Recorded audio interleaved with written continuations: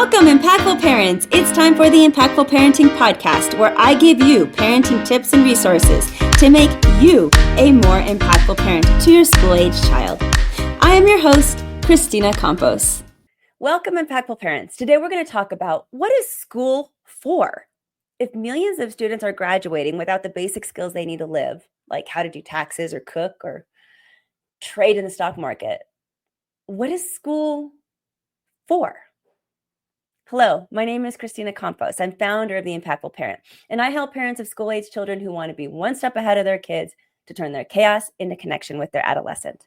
I'm a mom of four, a teacher that's taught every grade from preschool through high school. And today I help moms and dads like yourself to navigate that exhausting, confusing, frustrating, but rewarding world of parenting. Welcome to The Impactful Parent. Today I have my co-host with me, Rodrigo Bravo. Rodrigo is a co-parenting mediator out of the state of Texas. He's a parenting coach, and he's a dad of two boys. Rodrigo brings a dad's perspective onto the Impactful Parent stage to give you even more expertise and an added perspective to our parenting topics. Thank you for being here, Rodrigo.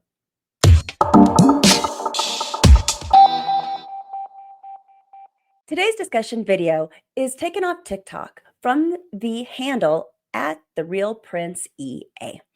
Thank you for making this video today. This is a good one about what is school for.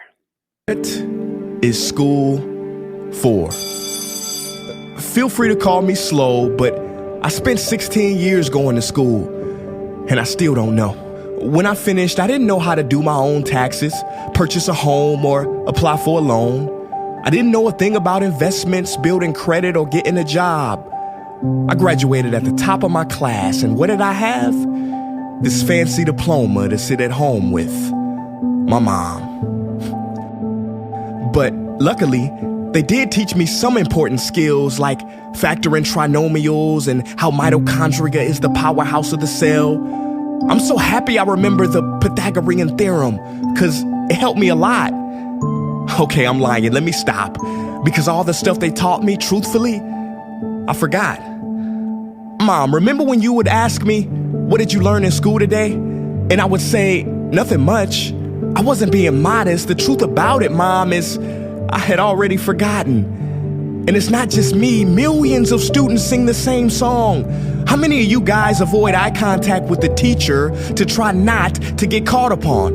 Afraid to raise your hand for fear of being wrong, which proves that school isn't an environment for learning or building up the intellect. It's just a game you play for grades and how many A's you can collect. But I guess what do you expect when the most commonly asked question in class is this gonna be on the test? Is this gonna be on the test? See, if school put learning instead of testing and memorizing as the top standard, then the letter F would not stand for failure. It would stand for find another answer. And if school was really interested in our personal and academic success, students would wake up later, have more freedom and homework, a lot less. And that's not my opinion. This conclusion has been scientifically tested and proven. And any teacher that doesn't believe me, feel free to check my works cited page to inspect. Oh, and I did it in MLA format because I know that's all you will accept. See, students would get more benefit from an extra hour of sleep than putting them through the torture of an extra essay, reading 150 pages, doing problems 1 through 60 on the worksheet, and having 3 projects due by the end of the week. Not only is it pointless pain, but it's also dim-witted, because we get so much work, but they don't teach the time management skills to deal with it. See, in school, we are controlled by bells. We have to learn in rooms with the feng shui of a prison cell. We have to ask permission to relieve bodily functions, but not before the teacher asks a million questions like, why didn't you go before class? I'm sorry, my bladder is kind of on its own schedule and it's not always timely. See, teachers always say, use your time wisely. But that never made sense to me. Because these 6 cruel hours of our lives we call school might literally be the worst use of time management ever in history. Think about it. The traditional teaching method is foolish. No, it's useless, multiplied by the square root of stupid. What they do is they cram information in your head, force feeding you, and then you throw it up on the test. That's not education. That's bulimia. And the more bulimic you are, the better you will do on their assessments. So it's no wonder why so many students graduate mentally and emotionally anorexic. See, school teaches you how to memorize dots. True education should teach you how to connect them. True education teaches you how to catch a fish. School teaches you, yeah, you caught the fish, but you didn't show your work, so it doesn't count. Throw it back. I'm just asking, what is school for? It's not education. That's just not true. If you still think that, you might be sniffing glue. See, the word education comes from the Latin root educe, meaning bring out, i.e. bring the gifts out of a person and make them viable. But school doesn't bring out much. It just stuffs more facts inside of you. Now, some of that stuff is justifiable. We need reading, writing, and some arithmetic. That's fair. But are you telling me metamorphic and igneous rocks are more important than self-care? If suicide is the third leading cause of death of ages 10 to 24, and Harvard studies suggest the biggest predictor for success is self-control and emotional health, then why the heck aren't we taught how to handle stress, bullies, or rejection? How about anxiety or depression? You know, skills we need for our entire lives. Bro, I don't even know how to cook. I'm honestly surprised I'm still alive. But hey, at least I can name all the battles that happened in the Civil War. Seriously, what is school for? Some say you need it to be successful, and that's something we do not doubt. But do you own a MacBook or iPhone? Did you know they both were created by a dropout? Are you watching this video on Facebook or YouTube? Doesn't matter which you choose, they both were created by dropouts. Ever use Snapchat, WhatsApp, shopped at Whole Foods? Well, thank a dropout. Does your home furniture come from IKEA? Okay, don't get the wrong idea. He was not a dropout. Don't be a fool. I mean, how could he drop out? Ingvar Kamprad, founder of IKEA, never even went to school. I know what you're thinking. He's just picking and choosing. There's millions who didn't go to school that aren't successful. Who is he fooling? And you're right. But open your history books and start perusing. You'll find the very people we idolize in school never really had formal and/or secondary schooling. I'm talking George Washington, Abe Lincoln. America's best presidents had zero school between them. Ben Franklin, Thomas Edison, shall I proceed? Ernest Hemingway, Mark Twain, Teddy Roosevelt, Margaret Mead. Now please, I'm not saying drop out, because some schools are great and many teachers are rare treasures. I'm saying that there's a difference between people who are smart and people who score better. I'm saying that your future is something that no test will ever measure. Even if that test begins in 3 letters like SAT, ACT, it's BS if they say those determine your LIFE. No, your destiny is in your hands. You must shape it to be great. So don't expect school to open doors, because it's more likely to slam them in your face. Sometimes I wonder about all the dreams lost in school and how much potential goes to waste. If it wasn't for music and YouTube, then I would have been just another lost case. Everybody watching this, please, close your eyes.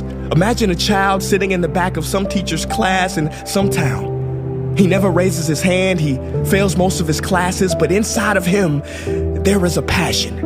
And if nurtured and brought out, will lead him to discover the cure for cancer.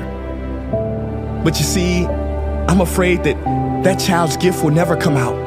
He will never win the Nobel Prize award because in class he was ignored and his worth was judged only by his scores. So teachers, principals, parents, advisors, and students, I ask one more time, what is school for?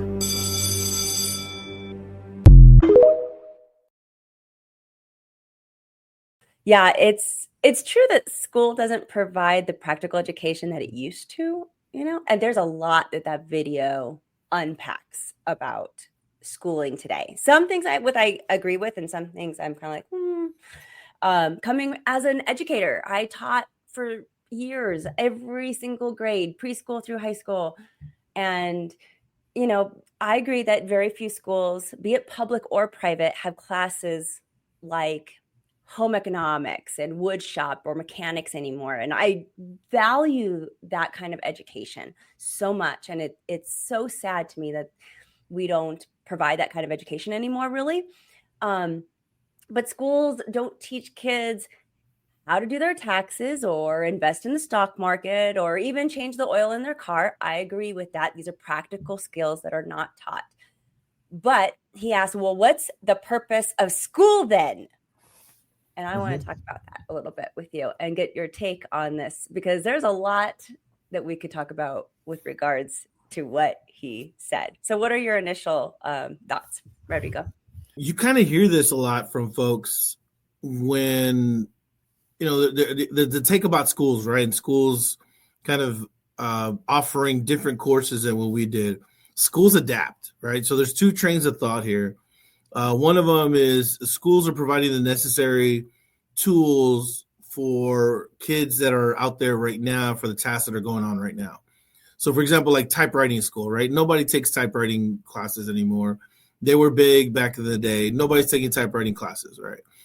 Do kids know how to use typewriting? You know, I don't know. You know, I read somewhere where there's kids that don't even know how to use laptops or a computer very well. Why? Because they use tablets, they use their smartphone. So, you know, they're not accustomed to, you know, Control V, Control C, you know, little keyboard shortcuts that are going on. Folks, you know, they see me doing that and they're like, oh my God, what do you do? You know, this and that. I'm like, oh yeah, it's Control V. Oh, I didn't know you could do that. And a lot of them are young folks, you know, so we have this kind of mentality that folks have younger kids know computers and this and that, but school's really not teaching them that. So they start losing out on that. I'll say this as well, going back to, you know, the premise, what are schools teaching? A lot of it has to do with funding. And you know this as a former educator, I know this. A lot of the classes just did not match the funding mechanisms that were needed for schools to teach those classes. So, you know, basically a lot of educational programs, both on the federal and the state level, were dependent on what's your class pass or what's your pass rate, what are your kids averaging out on the state exams. Back when I was a kid, it was TAS. I think, you know, Texas Assessment of Academic Skills, and then Texas Assessment of Knowledge and Skills. And they would just keep, now it's STAR testing. And so anyways, a lot of that is tied to funding, you know, and it's not sexy to talk about it, right? Everybody wants to like, oh, what happened to home ed? What happened to taxes? Well, the problem was, you know, legislators tied school performance to funding, you know, and based on tiers and so forth. So what are schools going to do? Obviously, they're going to cater to that. They're going to start saying like, well, we need to focus on more math. We need to focus on more science, more English, you know. And those are subjects that are much more abstract in the sense of you're learning general principles and knowledge, right? English helps you, math helps you. But when you start getting like into the Pythagorean theorem, I think that's a little niche, you know, and I think it's easy to pick on that. You know, I think it's easy to kind of like go towards it and say, oh my God, why do I need to know about binomials? You know, you know, I get it. But that's part of kind of an overall background towards math. And that's why kids are learning it, because that's what the Texas legislator, well, here in Texas for me, but also what the federal standards have. You know, they have something called core education, core testing. All that stuff, anyways, comes down to funding. So if you're really, really mad about schools not showing more practical skills, it really kind of involves all that. And I know that's not, again, it's not like the controversial thing, the controversial take or anything. It's more of the pragmatic approach. But I think that's the first thing that I would have to address to that I immediately saw. I said, it's really not the school's fault. It's the legislators' fault. It's up to us, the people that we pick to legislate on school boards as our representatives, that, you know, are really out there like, hey, our kids need to have certain skill sets, you know, to be competitive as employees and workers out there. So I think there's a lot more to it, but that was my initial thoughts to it, you know, going to that. But obviously there's some other stuff that I definitely want to touch on as well, Christina. One of the things that frustrates me most about the education system, and I don't know how to fix it, is how it doesn't really change much over years. Like if you look at different environments, like just different things of, you know, how we used to build cars years and years ago, and now we build cars so much differently. And, how we do this back in the day, and then how do we do it now? Education hasn't really changed that much. We still shuffle kids into a classroom. They still, most of the time, have to sit in rows and seats. Yes, there are some schools who are implementing bouncy balls to be able to sit so that kids can fidget and things, but those are also really hard for homeroom teachers to navigate too, and they don't have enough for everybody, and so then you have to deal with that as an educator. And the way we have taught, it hasn't changed a lot. It's still very passive, like one teacher up here in the front and talking to a group of 15 to 30 students or more, doing some worksheets, somewhat performing, doing some group activities. All the classrooms kind of look the same. And I wonder, we don't live the same. And I don't know if our job force is necessarily the same. There's definitely a lot more tech in our job force. So if we go back to that big question, which I'm going to keep going back to over and over and over again during this podcast, what are schools for? Well, if schools are for preparing children for the next part of their life, which is the workforce, there are some things that we do currently that I feel, okay, that does prepare them, just like taking some of those crazy classes that we're saying that, yeah, we forget after we learn them. But there are things that we have to do in the workforce where we have to do something that we don't want to do, and maybe we don't need to retain it. It's about teaching kids to wake up on time and get somewhere on time, to be able to turn in an assignment in a timely manner. Those are all skills we need in the workforce later on. They do feel very valuable. And at the same time, the environment of the educational system is not changing as much as I think it should. But I don't know what that would look like.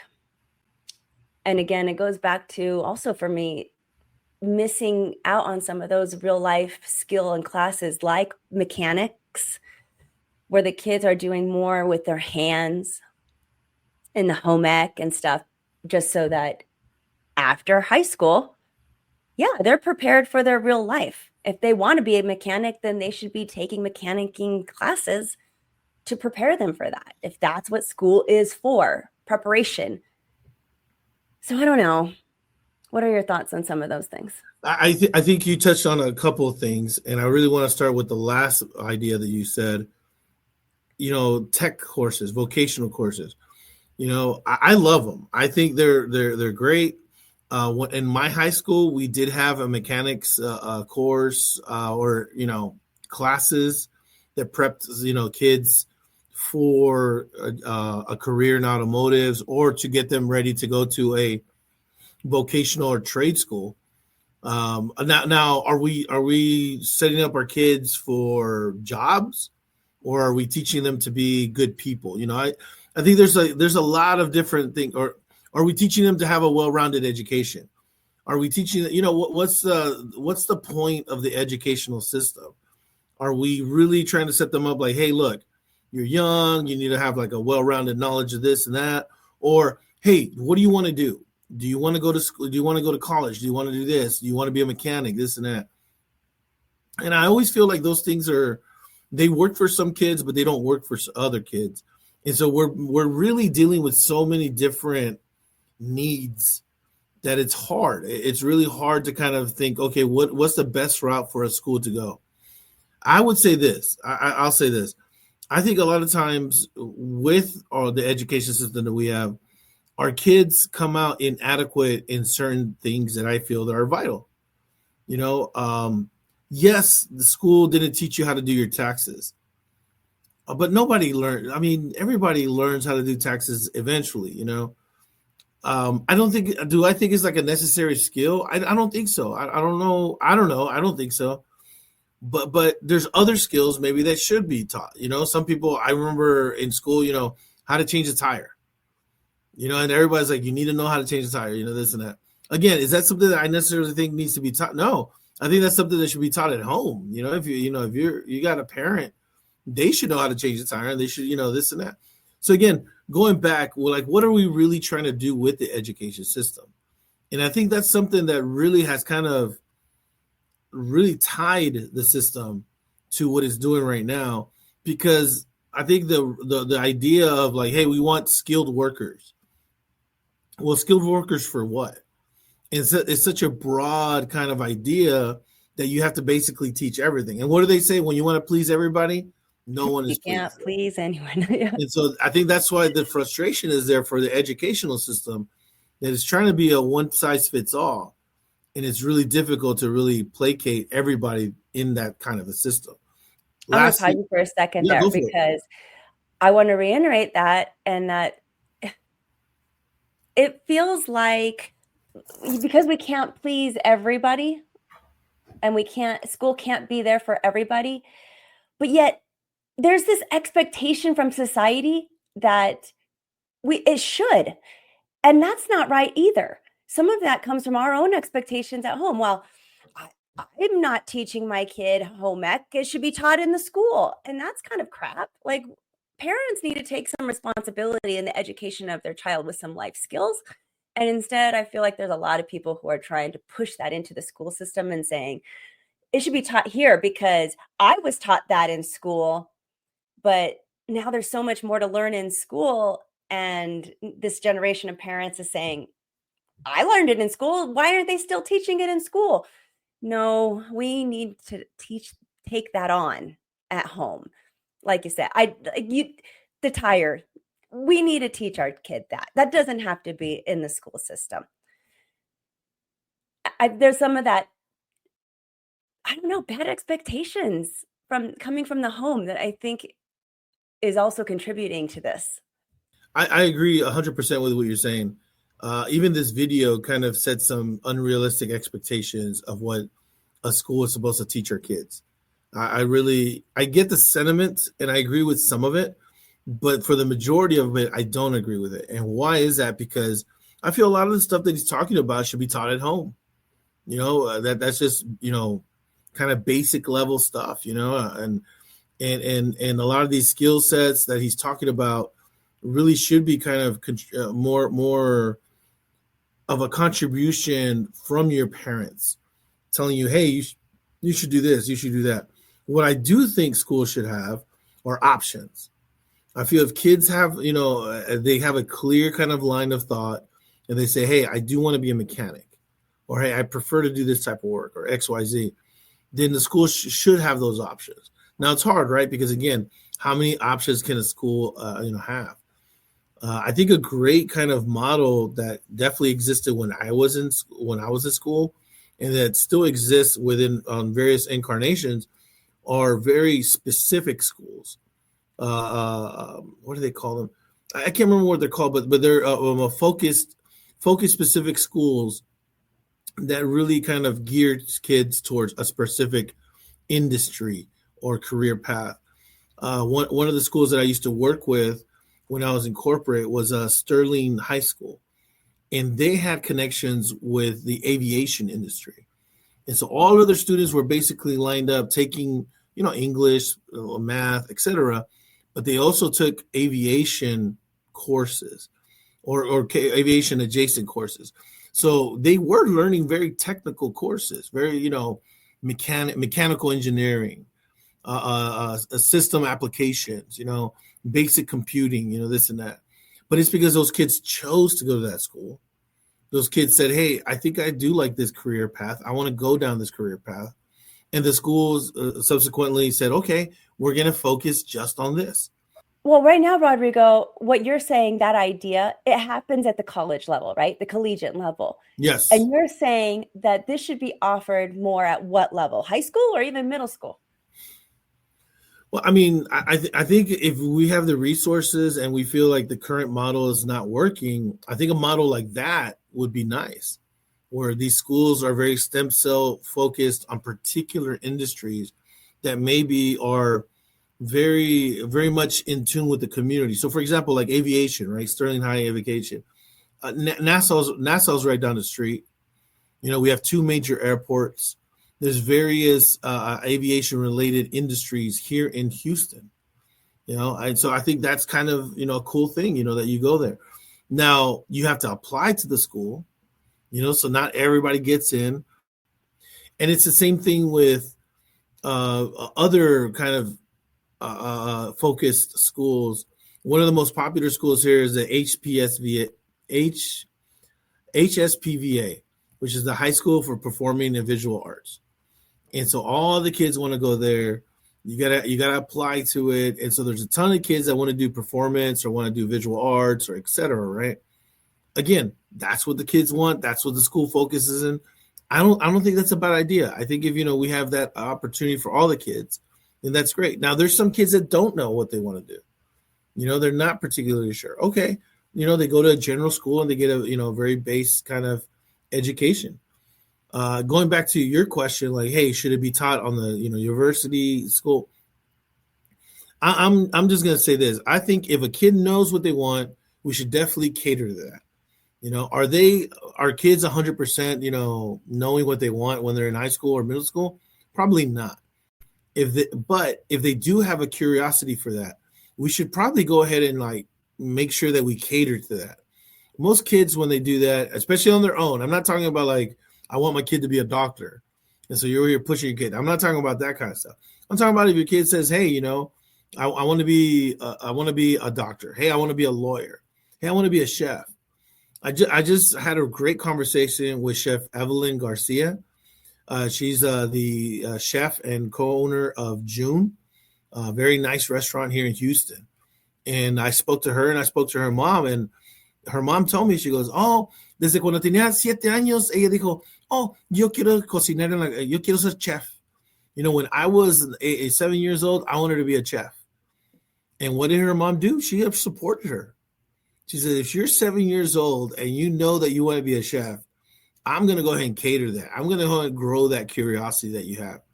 And sure enough, she did. And Chef Evelyn, she took it on, ended up going to New York, stayed there for 10 years or so, learned how to, cook, run kitchens and this and that, came back to Houston, and now has a James Beard selected, nominated restaurant. And so that's a big honor. That's a big deal. And she's done it. But again, that was catering to a kid that knew what they wanted. And I think a lot of kids do know what they want. And I also think there's a lot of kids that don't know what they want. And we should cater to both of them. And especially if a kid knows what they want, let's go ahead and activate them. Let's go ahead and get them in that space, get them out there, see what they like. Last point I'll make, a counterpoint to that, right? My kids, they love sports. I think I went through every single freaking sport. It's funny because I was just going to say, I'm like, what if you just want to play volleyball, but you can't, not everybody can be a volleyball star someday. I think that's one of the things. I think that's a great point that you made, right? Okay, well, my kid likes volleyball, but come on, like, it was like me when I was little, right? I wanted to be a basketball star. Come on, man. I was like, how tall was I? I was like 5'1". I was a shorty when I was going into high school. Okay, I didn't get my growth spurt to like junior and senior year, but I wanted to be a basketball player. Yeah, sure, let's cater to that, but let's be realistic about it too. Like, hey, look, being a basketball player takes 1 in a million odds. I don't know what the odds are, but it's pretty high, and so, but becoming a mechanical engineer, the odds aren't that big. Becoming a chef is not that big. Now becoming a good chef is different.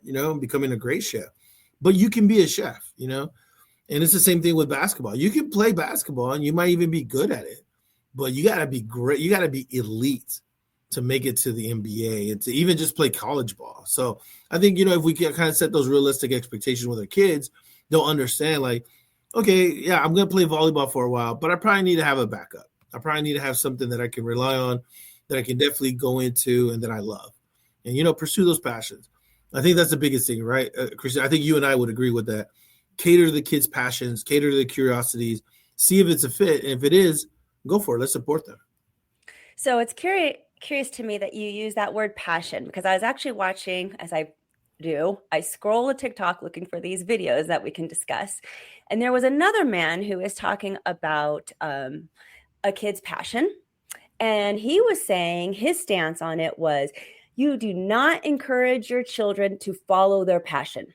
he said that is a wrong way to go, because if you do that, then it doesn't set them up for success. Instead, he says, you get your kid to figure out what they're good at, and you encourage that, whatever their natural ability or talent might be in whatever area that is. And that's what you really encourage. And when they are good at something, eventually they'll either learn to love it, or it'll give them the financial freedom to be able to go do their passion on the side. Kind of curious to see what you think about that.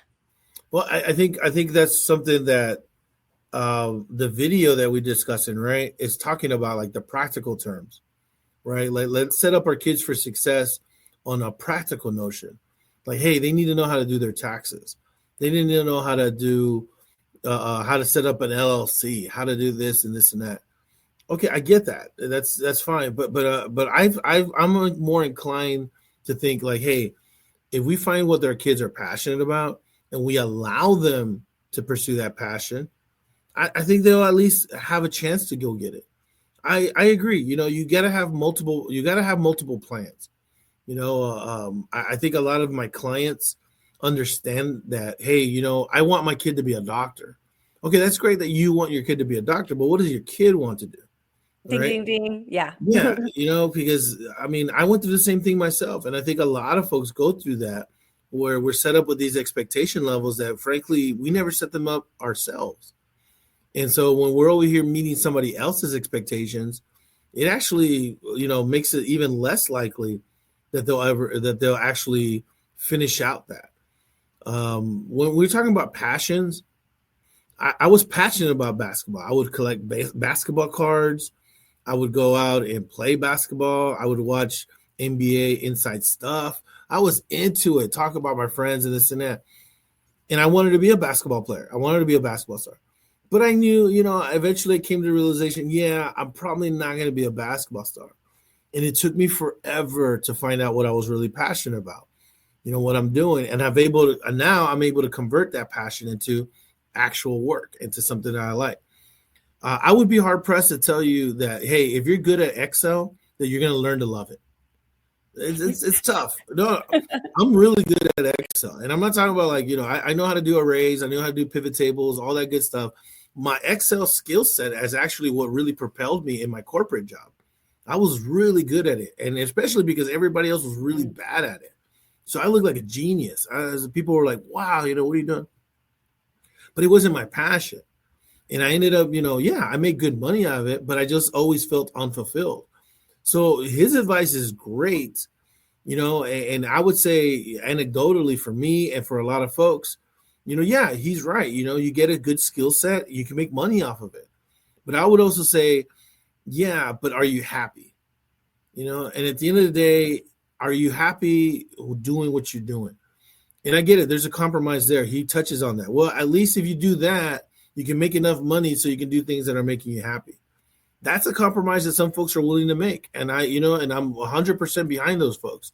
And I think that's great. I also think if there's an opportunity to just do what you want to do and, make money off of it or et cetera, then why not pursue that?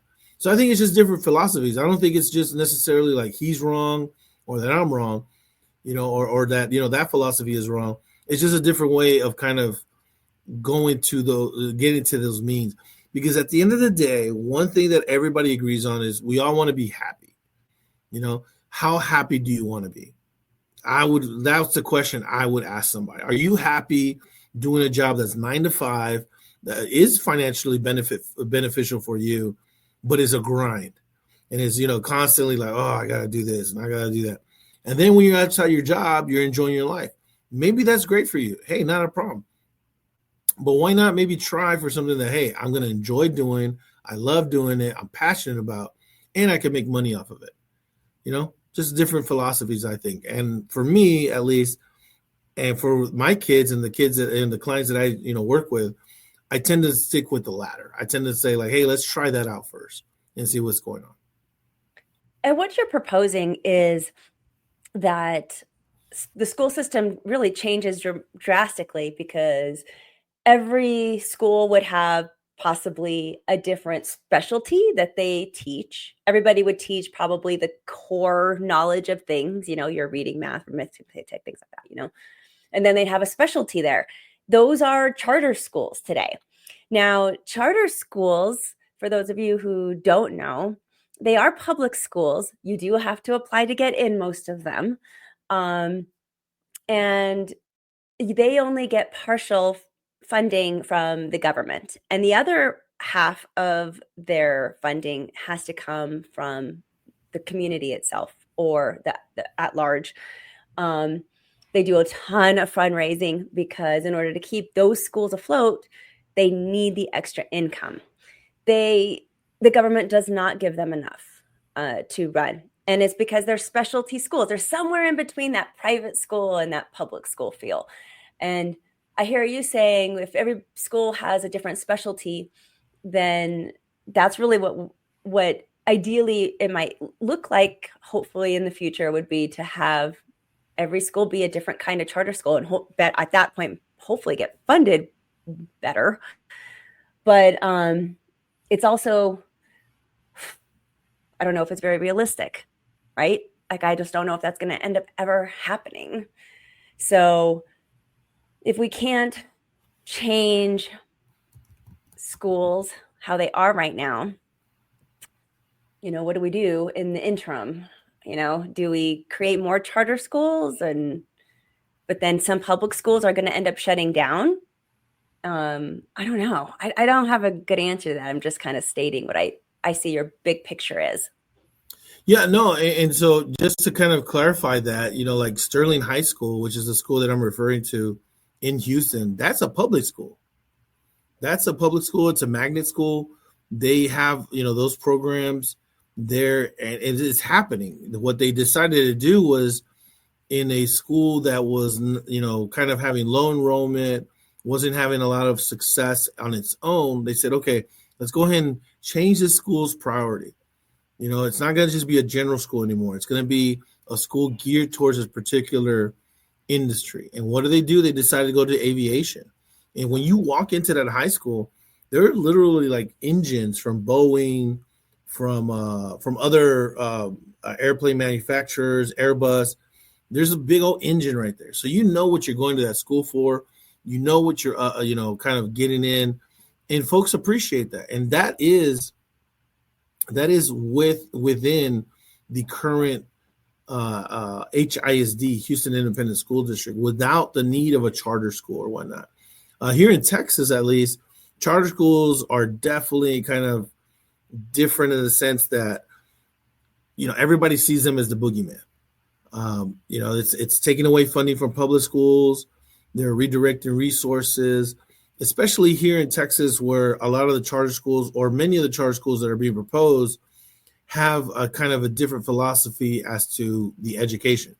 For example, Bible schools, the schools that are based on religious kind of doctrine and so forth.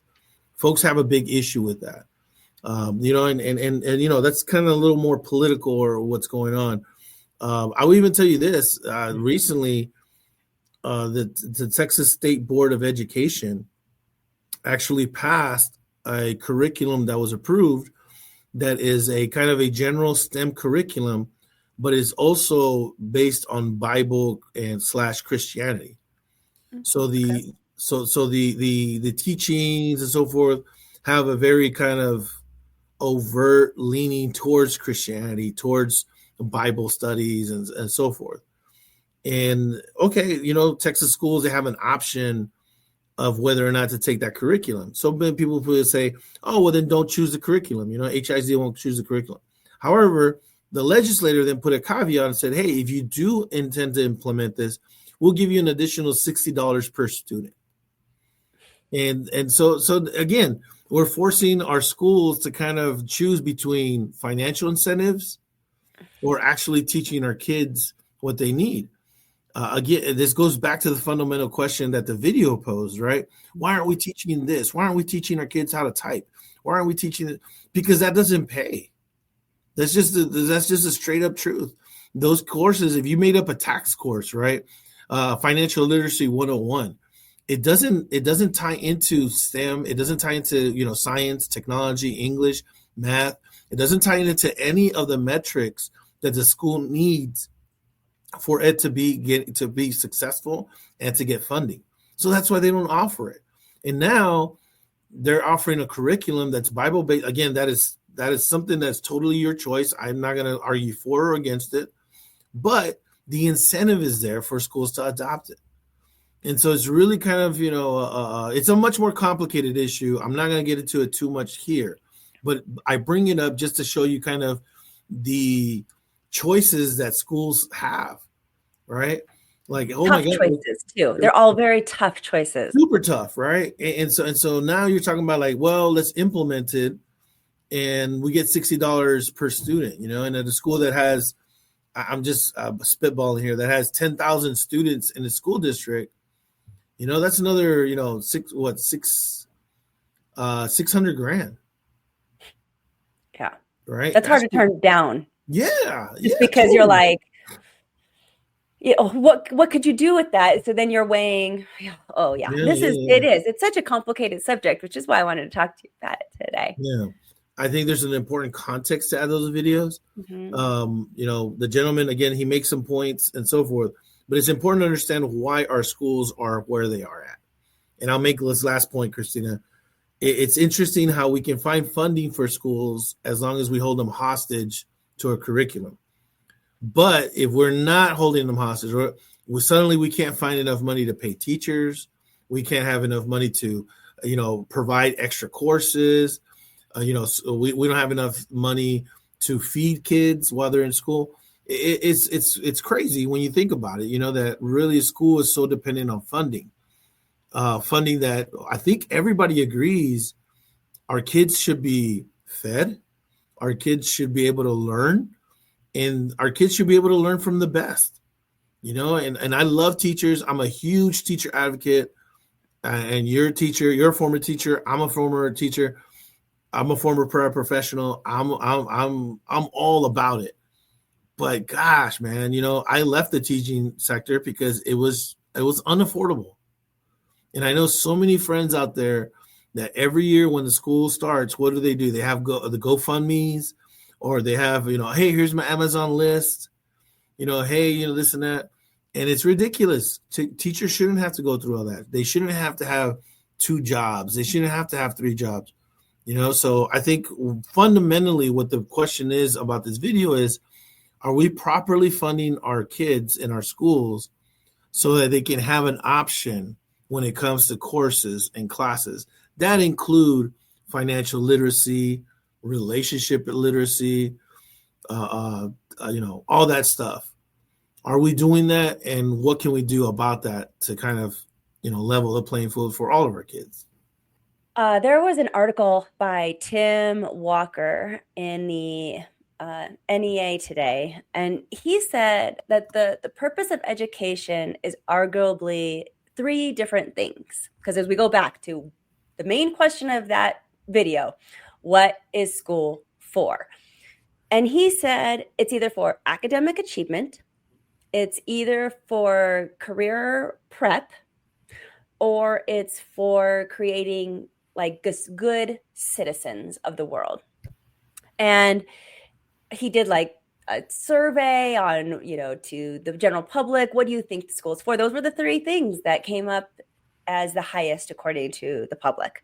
For me, I look at school more as socialization, a lot of socialization, teaching kids how to work in groups, teaching kids how to turn things on time, teaching kids how to learn from mistakes.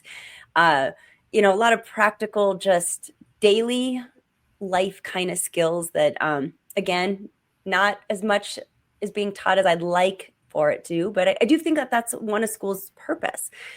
So what should be the primary purpose of school in today's society then, with all the things that you said? And is it critical thinking? Is it problem solving? Is it communication? Is it time management? Is it decision making, adaptability to different things? Or is it just something as simple as just creating good humans and keeping our kids busy for a while.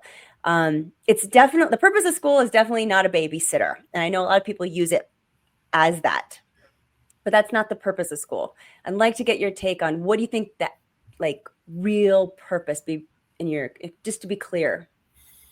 I think that's a great definition. Those 3 points, I like it. I don't see anything to change out of those 3. I especially like good citizens. I think school should be that. I remember in school being taught how to be polite, how to be kind. And I think that's, I think obviously that should also be at home and probably primarily at home, but it was basically being good citizens, being good people. And I love that particular point that he makes. And again, you're right. What should schools be for? And I think those 3 kind of cover everything that a good school should be for. I do like, models where they take specific problems and provide a specific solution, like Sterling High School, like charter schools that are kind of geared towards a specific industry. I know that in San Antonio, for example, there are a couple of schools that primarily get the kids ready for manufacturer jobs. In San Antonio, they have the Toyota plant. They also have the Boeing plant and a variety of manufacturers there in San Antonio. And so the schools have dedicated themselves to saying like, hey, look, we're going to be STEM focused, but we're also going to be manufacturer focused. So that means the kids are going to be taught more mechanical aptitude items as opposed to maybe the Pythagorean theorem. I don't know. I'm just spitballing there. But they take an emphasis on that because they realize, hey, the kids want this. They see this as a viable career for them. It's a good opportunity. And why not? Why not teach our kids doing that? Another point in San Antonio as well is the Work for SA program, where students can go to a community college and basically get education for free if they graduated from Bexar County, which is where San Antonio is at. If they graduate from Bexar County, if they graduated high school, if they live in Bexar County for 2 years, I think it is, and they will provide them with a job and an apprenticeship at the end of that vocational training. Again, that's not for every kid. Some kids want to be academic, want to be demonstrating some type of desire for some other professional career. But these kids, choose a professional career that's more like, quote unquote, blue collar, whether it's HVAC, whether it's welding, all kinds of different things.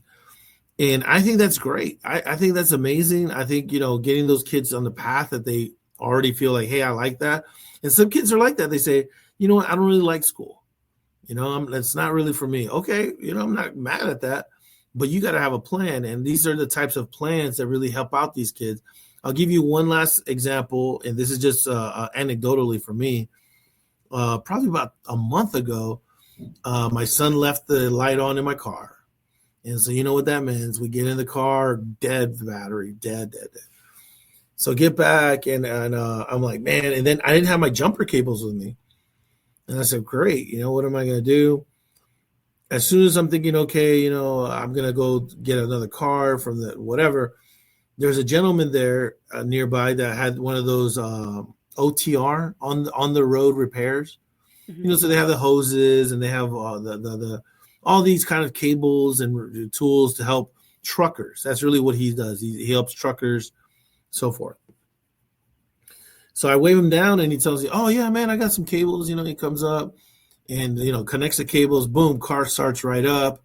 I gave him $5. Oh, no, $7 or something like that. I said, hey, look, this is all the cash I have. He was like, no, don't do that. Gave it to him, tell him, hey, go get you a good taco, man. And he's like, da-da-da.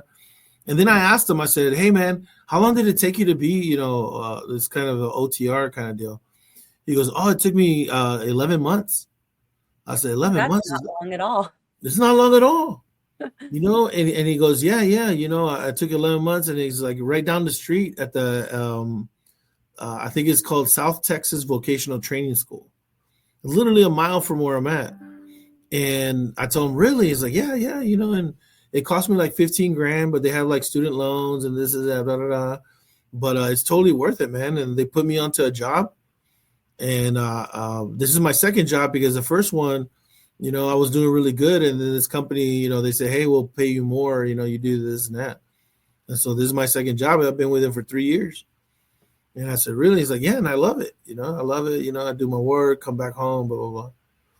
And and again, anecdotally, right? I was like, man, that is badass. Like, this kid found his niche. He found what he wanted to do. He loves it. He likes helping people. He's a mechanical kind of guy. His mechanical aptitude is through the roof, and he's doing what he wants. And here's the last thing: I'm pretty sure at some point that kid's gonna buy a wrecker. He's gonna buy a tow truck, and he'll probably start his own business. And he'll be very happy doing tow trucking and all that stuff, and just having being an entrepreneur, and really those tools that he got set up with was through school. Now this was past school, so this is past K through 12, but I think he probably already knew from the get go. Yeah, I'm not going to college. I don't really want to go to college. But he found the right path, and he found somewhere that built up on what he's probably curious about. And probably even passionate about. I mean, he sounded like he just loved what he did, and I freaking love that for him. There's so many kids out there that are working that don't like what they're doing. He loves it, and so again, I'll finish there because it's just a good example of one person, right? But a good example of what we can do if we really gear kids towards what they're passionate about, what they like, and what they realistically see themselves doing. Instead of pushing them somewhere where maybe that's not what they really want to do. I want to end by talking a little bit about the role of technology in schools. Because as we talk about what is school for, and if some of it is to prepare for the future, there are so many new fields now that need technology and need kids to learn it and learn it well. But to what extent should technology be integrated into the classroom? Because we need to ensure that our students are equipped with digital literacy, but then you're also balancing the potential negative impacts of screens, and they're already on screens way too much.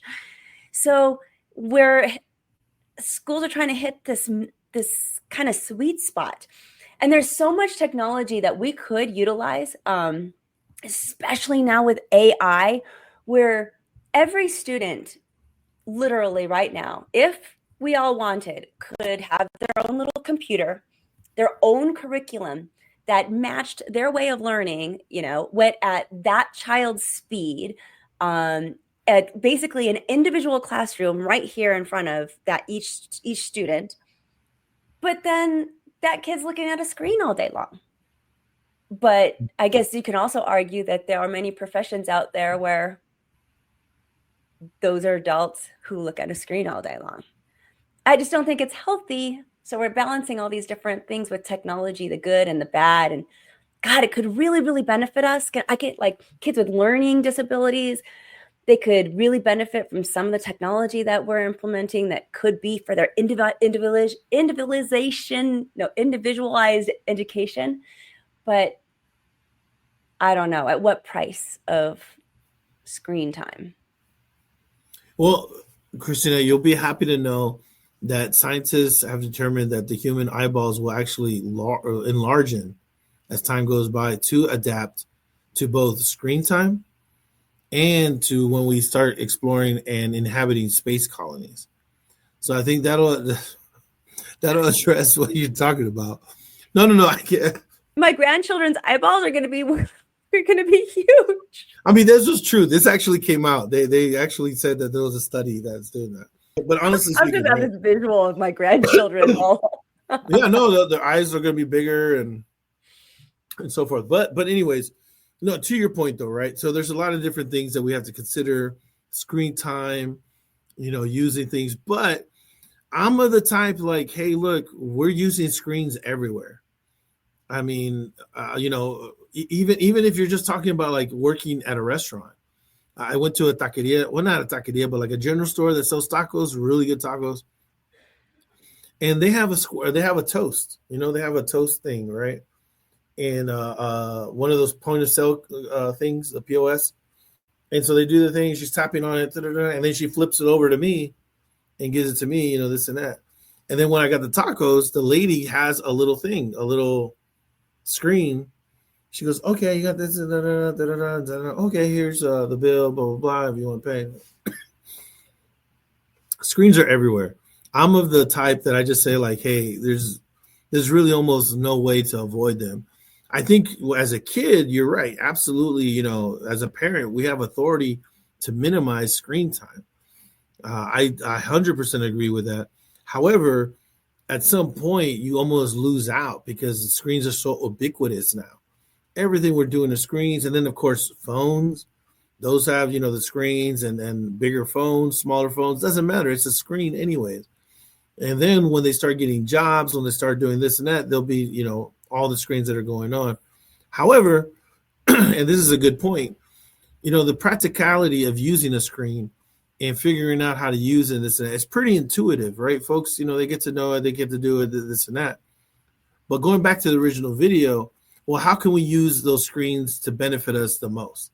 I'm glad we had an opportunity to talk about this because I think what the bottom line is, I wanted people to see the video and then kind of dissect it for themselves the way we are right now. And that was my big overall theme after I saw it, because I was like, this is a very influential video. And if you're not listening to the podcast and you're watching the YouTube video instead, it's got great graphics. He does a beautiful job of presenting his points and his theories. It's very persuasive. But as we do so many times in this podcast, I want to remind people that we can't just take it in and accept it sometimes. We need to step back and go, okay, yeah, what is school for? That is a great question, and let's analyze that. But not everything in that video is very practical. Like there's some way bigger issues that he doesn't even look at, which is what I love that you brought to the table here and said, this is why we are the way it is, and a lot of that is financial, and we having a hard time with, it would be ideal if we can all do this and this and this, but how do we get there when it comes down to funding a lot of the times? So I just want people to remember that when they see a great videos like this, great video, great points, let's think for ourselves too and add our own 2 bits and get educated on it. Thank you for being here today. If you would like to reach out to Rodrigo Bravo for his co-parenting mediation and coaching services, you can email him at rodrigobravojr@gmail.com. Thank you for listening today. Remember to subscribe and share this podcast with a friend. And don't forget, the Impactful Parenting Podcast is an extension of the Impactful Parent community. Go to the Impactful Parent website and download the free Impactful Parent app so you don't miss a parenting tip that can help you and your family. Thanks for listening today. So go to theimpactfulparent.com and see you next episode.